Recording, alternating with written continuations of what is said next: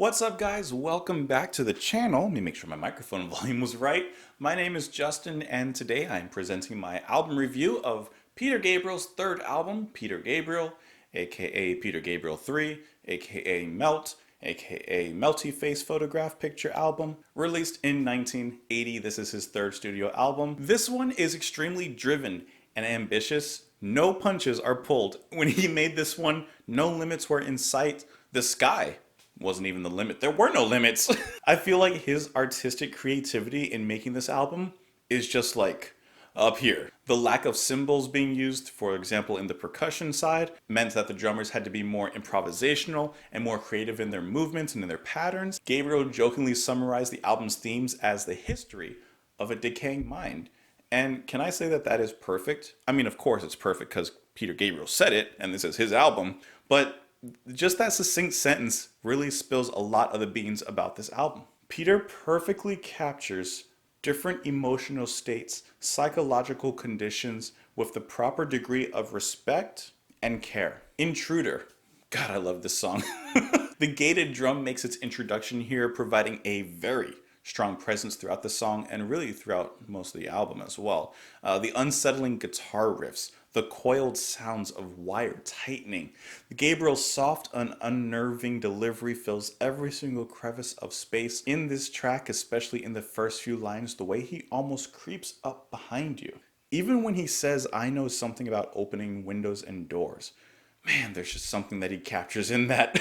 And then the song ends with some self-satisfied whistling as Peter declares himself the intruder, as if he has done whatever he wanted to do when he intruded in this person's house. This song immediately sets the tone for the rest of this album. No Self-Control is tonally similar at first, Gabriel's obsessive declarations, but the marimbas, they kind of ease the tension somewhat in this track, kind of like a dark cloud over a desert, promising a rain that'll never come. Phil Collins, as always, shines very, very brightly here on the drums, with some very jarring fills and leads. Listen in particular in this track to how he matches and paces himself perfectly with Peter's delivery. For example, around the 2-minute mark, around the halfway point's climax. And then we got Kate Bush on here as well. You guys know I love Kate Bush. Her very ethereal backing harmonies adds a little bit of sweetness, a little bit of light in the dark. Peter really nicely embodies a man, a character without self-control in his actions,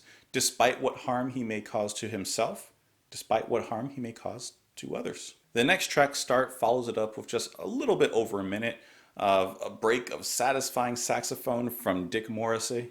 There's very inspiring synth strings that come in as well and just kind of pulsate and rise throughout this piece that really rounds out the atmosphere of the track.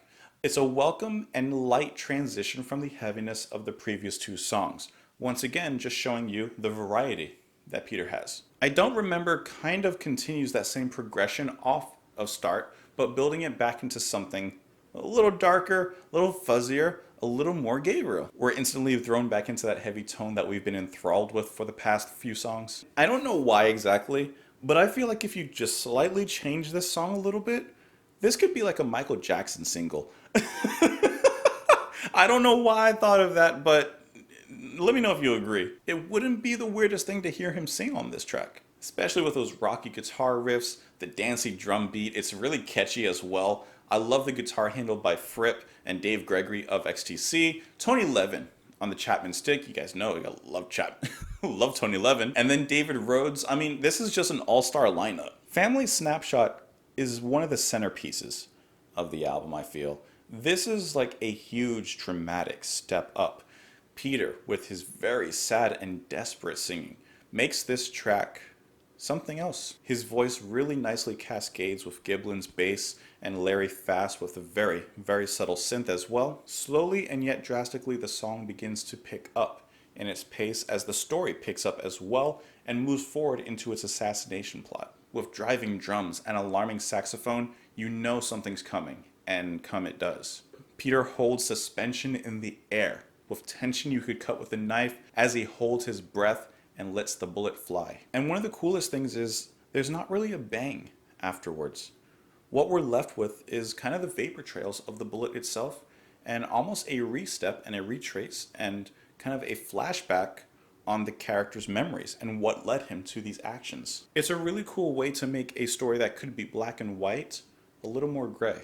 Absolutely perfectly transitioning out of Family Snapshot, we get into And through the wire. We launch into this groove beast. Moving bass line, Gabriel's rough outcry. This song feels like a really great pop rock song, but just deconstructed and rearranged into Gabriel's own style. Lyrically, it's perhaps about the over-reliance on technology in trying to form relationships with one another, but this is just a jam.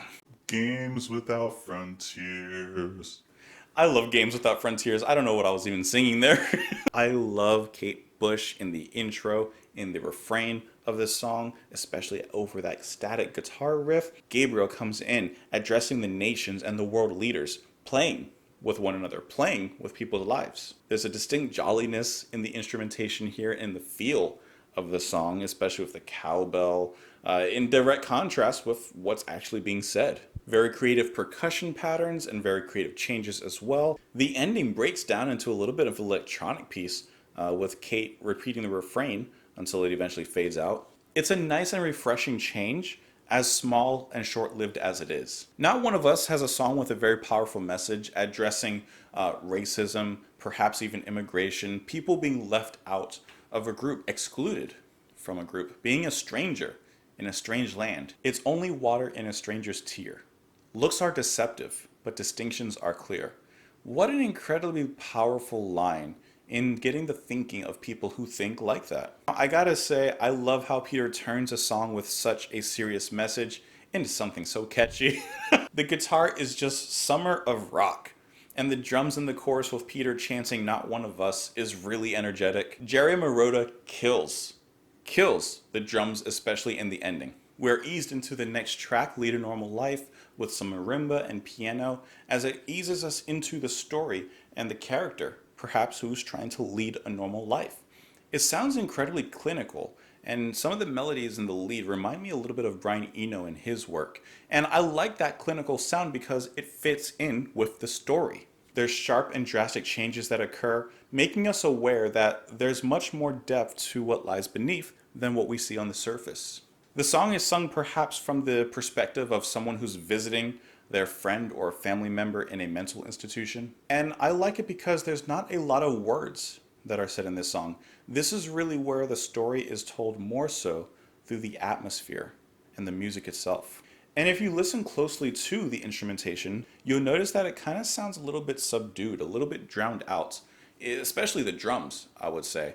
And in my opinion, I think that this kind of represents how the drugs or whatever the medical staff are giving the patient are kind of pushing down who he really is, keeping him weighed down and perhaps to an extent drowned out. Now, Peter opened the album with one of the best tracks, and he is absolutely leaving the album with arguably the best track on the album, which is Biko, the incredibly powerful song based off of the murder of Steve Biko. The rich chanting in the Xhosa language opens up this song magnificently. Almost as a funeral procession begins with the drums and the guitar. It's a chilling retelling of the tragic tale of Steve Biko.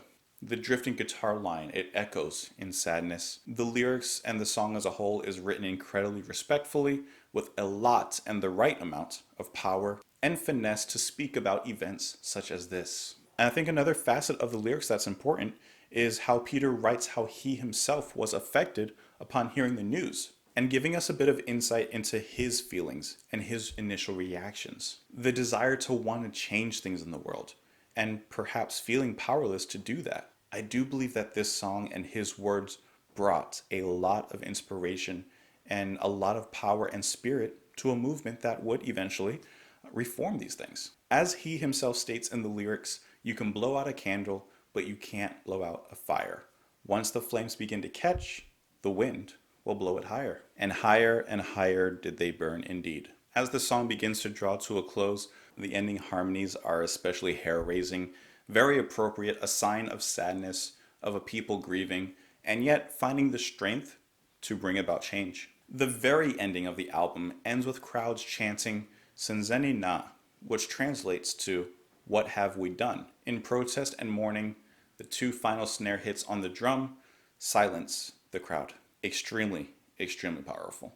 So those were just some of my brief insights on a track-by-track basis, but let's move on to my favorite lyrics, my favorite moments in the album, and then my song rankings. My favorite lyrics have to be from Biko.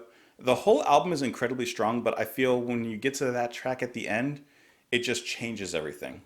And I like that feeling of emptiness that, at least for myself, I was left with after. No longer having the rest of the album to comfort me, in a way. Just left with the thoughts of Biko. Specifically the lyrics, when I try to sleep at night, I can only dream in red. The outside world is black and white, with only one color dead. The lyrics kind of speak for themselves, but I feel now a lot of things happen in the world, and I think for general humanity, and if you feel humanity, you feel sad and mad about certain events and things that take place, and you want to do something, but there's a certain degree of helplessness, perhaps, you feel, not being able to do anything directly. But as I've always said, if you do what you can, at least in the community around you, at least in the people around you, we can all make great changes. My favorite moment in the album is actually Kate Bush singing On Games Without Frontiers. Oh, that was not good. That was not good. I'm addicted to that part. I'm addicted to that part. I dream of it. I dream of her singing Games Without Frontiers. I just can't help it. And then my song rankings for the album: Biko, Intruder, Games Without Frontiers, And through the wire. Family Snapshot, No Self-Control, I Don't Remember, Not One of Us, Lead a Normal Life, Start. Now, this is a really strong album, so I feel bad even doing song rankings for some of these. Sometimes it's a heavy album to listen to, but I feel like Peter's delivery, his ease into making a catchy song out of a serious subject, his infectious melodies, and I mean the rhythm section is just something to be looked at. I feel like he makes this an easy trip through Peter Gabriel 3. Of course, I would love to know what you guys thought of the album. You can join me on Twitter in the comments down below. You can support the channel on Patreon, but I just hope that you enjoyed this specific video. And have a great day, guys. I'll talk to you tomorrow. Bye.